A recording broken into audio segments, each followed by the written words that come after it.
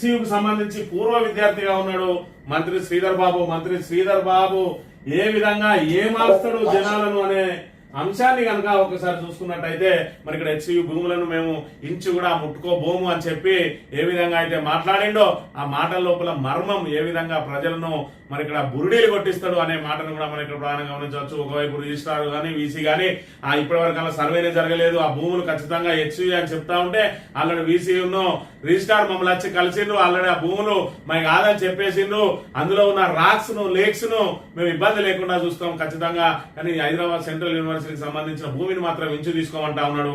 మరి ఇప్పుడు ఈ 400 ఎకరాలు హైదరాబాద్ సెంట్రల్ యూనివర్సిటీ కాకపోతే ఎవరి మరొకవేళ నిజంగానే 400 ఎకరాలు మాత్రం ఆ ప్రభుత్వానికి చెందినవి అయితే అసలు హెచ్సియు పేరిట ఇప్పటి వరకు ఎంత మేర రిజిస్ట్రేషన్ ఉన్నదో కూడా ప్రభుత్వం లెక్కలు బయట పెట్టాలి. ఆ రోజు ఇందిరాగాంధీ హయాంలో 2300 ఎకరాలను మరి హెచ్సియుకు కేటాయించింది, ప్రభుత్వ భూములే అయినప్పటికీ కూడా హెచ్సియు పేరిట రిజిస్ట్రేషన్ చేయలేదు. ఆ రిజిస్ట్రేషన్ చేయని అంశాన్ని ఈ రోజు ప్రభుత్వం మరి అదనగా తీసుకొని ఆ 400 ఎకరాలను లాగేసుకునే ప్రయత్నం చేస్తా ఉన్నది. ఒకవేళ నిజంగానే మరి ఆ 400 ఎకరాలు ప్రభుత్వం అయితే మరి మిగతా 1900 ఎకరాలు హెచ్సియు పేరిట రిజిస్ట్రేషన్ ఉండాలి కదా. ఒకవేళ రిజిస్ట్రేషన్ 19,000 ఎకరాలు 1900 ఎకరాలు లేనట్టయితే ఈ 400 కూడా మరి ఇక్కడ హెచ్సియుకు సంబంధించినవి కదా. మరి చిన్న లాజిక్ ను ప్రభుత్వం మర్చిపోయిందా కావాలని చెప్పి ఏదైతే ఇక్కడ జీతాలు కూడా చెల్లించలేని దుస్థితికి చేరిందో ప్రభుత్వం, ఆ ప్రభుత్వాన్ని గడ్డన పడేసే కార్యక్రమంలో భాగంగా రేవంత్ రెడ్డి ఆడుతున్న అబద్దాలకు శ్రీధర్ బాబు ఏ మేరకు ఇక్కడ వంట పడతా ఉన్నాడో ఇక్కడ ఒకసారి గమనించినట్టయితే, We have never touched an inch of Hyderabad Central University land. మేము ఒక్క ఇంచు కూడా హైదరాబాద్ సెంట్రల్ యూనివర్సిటీ భూమిని మేము ముట్టుకోమని చెప్తా ఉన్నాడు.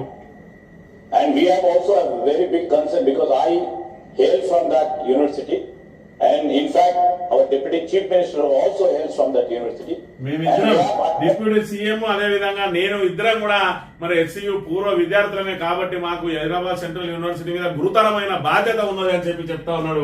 Responsibility to safeguard this land.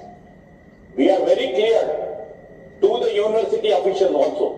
In recent times, the vice chancellor of the university and the registrar of the university has visited us, and they also told them that the land doesn't belong to them and that ఈ రకంగా మరి VC అదేవిధంగా రిజిస్ట్రార్లే మా దగ్గరికి వచ్చి ఆ భూములు మాకు కాదు అని చెప్పిండని చెప్పి ఇక్కడ నిండు సభ సాక్షిగా ప్రజలను ఏ విధంగా తప్పుదో పట్టించే ప్రయత్నం చేస్తా ఉన్నాడు.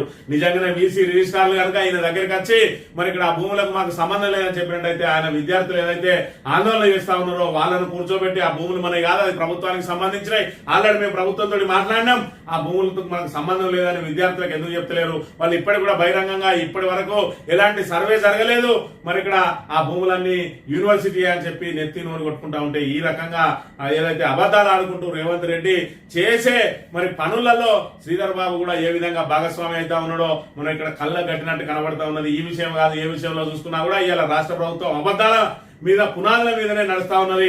ఒకవైపు సోకాల్డ్ మేధావులు హైదరాబాద్ లో కూర్చొని శ్రీధర్ బాబు సచ్చిగుడు సౌమ్యుడు అని మరి ఏ విధంగా అయితే సర్టిఫికెట్లు ఇస్తా ఉన్నారో ఈ రోజు కాళేశ్వరం పాపంలో శ్రీధర్ బాబుకు భాగం లేదా ఆ సోకాల్డ్ మేధావులు చెప్పాలి. ఈ రోజు మంతని నియోజకవర్గానికి సంబంధించి మంతని నియోజకవర్గంలో మరి ఇక్కడ గిన్నీస్ బుక్ ఆఫ్ రికార్డ్ లో ఎక్కిన అత్యంత పొడవైన మరి ఇక్కడ ఎత్తిపోతల పథకం మంత్రి నియోజకవర్గ కేంద్రంగా ఉన్నది. ఈ రోజు మంత్రి నియోజకవర్గ ప్రజలు మరి ఇక్కడ కొవ్వొత్తులాగా తమ భూములు ముంపుకు గురైతా ఉన్నా కూడా రాష్ట్ర వ్యాప్తంగా ప్రజలందరికీ సాగునీరు తాగునీరు అందించే కార్యక్రమంలో భాగంగా ఈ రోజు త్యాగాలు చేస్తే వీళ్ళ కుట్రలకు ఈ రోజు వాళ్ళు ఇచ్చిన వాళ్ళ త్యాగాలకు ఫలితం లేకుండా పోయింది. కేవలం ఒక పిల్లర్ పొంగితే మొత్తం కాళేశ్వరమే కూలిపోయిందని చెప్పి కేసీఆర్ మీద కక్ష తీసుకునే కార్యక్రమంలో భాగంగా శ్రీధర్ బాబు మరి ఇక్కడ రేవంత్ రెడ్డికి వంత వాడడం లేదా అనేది ఆ సోకాళ్ళు మేధావులు గమనించాలి.